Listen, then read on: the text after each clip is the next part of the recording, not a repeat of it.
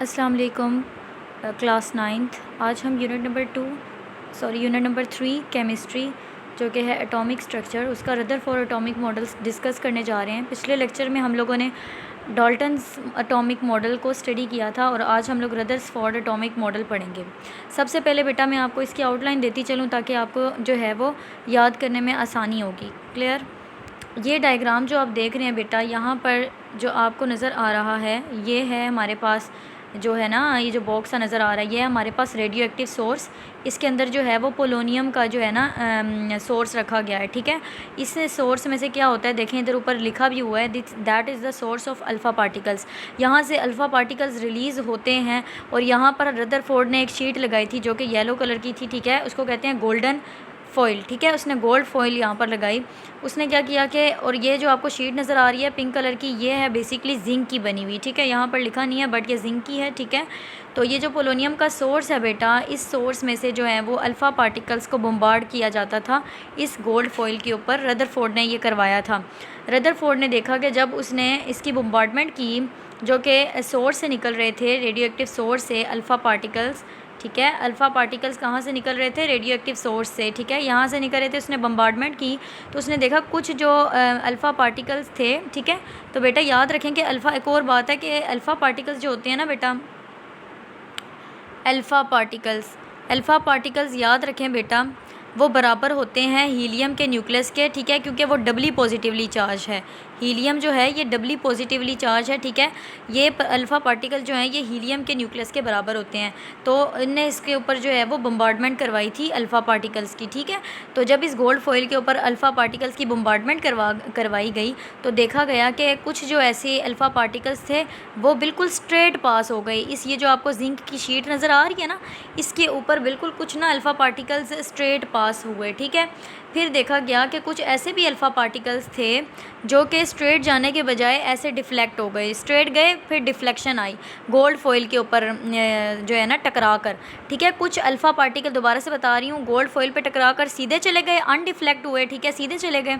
और कुछ alpha particle जो थे वो डिफ्लेक्शन खाकर बैंड वापस हो गए और 1 मिलियन में से एक ऐसा था जो बिल्कुल वापस सोर्स में वापस आ गया। ठीक है, तो ये चीज़ें जो थी ना उसके कंक्लूजन्स में थी।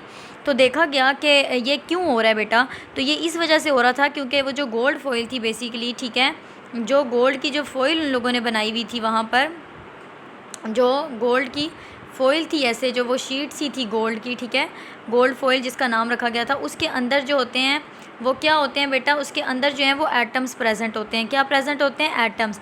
तो एम्प्टी स्पेसेस होती हैं ना एटम्स के दरमियान में, ये आपको पता है वो एटम से मिलके बनी हुई है शीट। ठीक है ना, everything in the universe is made up of atom.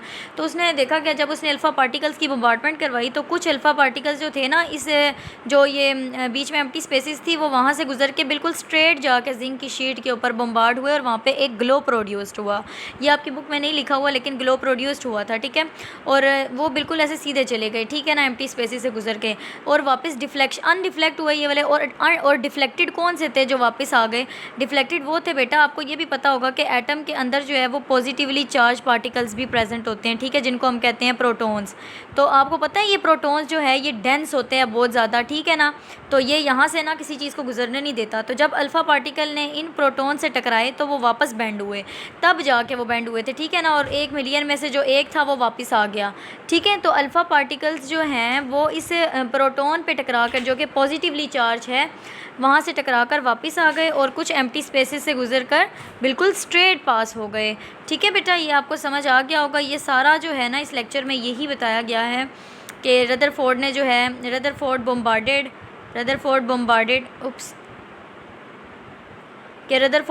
A very thin gold foil उसने ली। ठीक है ना, ये उसका साइज़ बताया गया है। ये मैंने बताना जो इतना ज़रूरी नहीं समझा, इसलिए ये आप देख लीजिएगा। उसमें से जो है ना गोल्ड फॉइल जो मैंने अभी आपको बताई है उसके ऊपर अल्फ़ा पार्टिकल्स बम्बार्ड करवाए गए थे। तो ही used alpha particle obtained from distinction और पोलोनियम। ठीक है, वो जो पोलोनियम का रेडियो एक्टिव सोर्स था उसमें से पास हो रहे थे। तो ये सारी चीज़ मैंने आपको ऐसे एक्सप्लेन कर दिया, आप इसको रीड कर दीजिएगा। ठीक है, और इसको जो है अच्छे से याद कर लीजिएगा, बोर्ड का इंपॉर्टेंट लॉन्ग है। और ये कंक्लूजन्स भी मैंने आपको 1 बाय 1 सिखा दिए हैं कि मेजॉरिटी ऑफ अल्फ़ा पार्टिकल जो थे वो अनडिफ्लेक्टेड स्ट्रेट पास हो गए थे क्योंकि इसके अंदर एम्प्टी स्पेसेस प्रेजेंट थी। ये मैंने भी आपको बात बताई है, ठीक है ना। और कुछ जो है अल्फ़ा पार्टिकल्स वो 90 डिग्री के एंगल पे बेंड हो गए, डिफ्लेक्ट होकर वापस आ गए। क्यों? क्योंकि वो जब पॉजिटिवली चार्ज से टकराए तो पॉजिटिवली चार्ज से टकराने के बाद जो है ना, और बिटवीन जो अल्फ़ा पार्टिकल जो थे, ठीक है, वो वापस डिफ्लेक्शन खा के वापस आ गए। क्यों? क्योंकि अल्फ़ा पार्टिकल्स ना डिफ्लेक्ट नहीं होते, ठीक है, इलेक्ट्रॉन से, ठीक है ना। तो वो जो पॉजिटिवली चार्ज दरमियान में उनका मैसिव न्यूक्लियस था एटम के दरमियान में, तो वहाँ से जब टकराए तो फिर वो वापस आ गए ऐसे, ठीक है बेटा। तो यहाँ से आपने जैसे इतना करना है कि the mass of atom is concentrated in a very dense positively charge. यहाँ पे देखो वही बात लिखी हुई है कि जो एटम का मास है वो दरमियान में जो पॉजिटिवली चार्ज है उसके ऊपर सारा बेस करता है, उसको हम कहते हैं न्यूक्लियस, ठीक है बेटा। और वो रिवॉल्व कर रहे होते हैं उसके अराउंड जितने जो इलेक्ट्रॉन्स होते हैं, ठीक है ना। और वो जो इलेक्ट्रॉन को एक फ़ोर्स मूव करवाती है सर्कुलर पाथ में, उसको हम कहते हैं सेंट्रीफ्यूगल फोर्स या सेंट्रीपिटल फोर्स, ठीक है, जो कि बैलेंस करती है इलेक्ट्रोस्टैटिक इंटरेक्शन का न्यूक्लियस और इलेक्ट्रॉन के दरमियान में, ठीक है बेटा। और ये जो डिफ्लेक्ट्स थे बेटा, डिफेक्ट्स इसमें ये थे रदरफोर्ड के कि बेटा ऑब्वियसली अगर एक जो एलिमेंट है जो हमारे पास ये जो है एटम है, तो आपको पता है इसके बाद इलेक्ट्रॉन्स होते हैं, ठीक है ना। इलेक्ट्रॉन रिवॉल्व करते रहते हैं, इलेक्ट्रॉन रिवॉल्व करते रहते हैं। एक टाइम आता है कि इलेक्ट्रॉन रिवॉल्व करते करते करते करते जाहिर सी बात है वो एनर्जी इमिट कर रहे हैं, रिलीज़ कर रहे हैं ना, थक जाते हैं, वो भी एनर्जी रिलीज़ करते हैं। एक टाइम आता है कि वो अल्टीमेटली न्यूक्लियस के ऊपर फॉल हो जाते हैं, ठीक है। तो वहाँ से एक स्पेक्ट्रम बन जाता है जिसको हम कहते हैं कॉन्टीन्यूस स्पेक्ट्रम, और वो एटम का स्ट्रक्चर ही सारा कोलैप्स हो गया।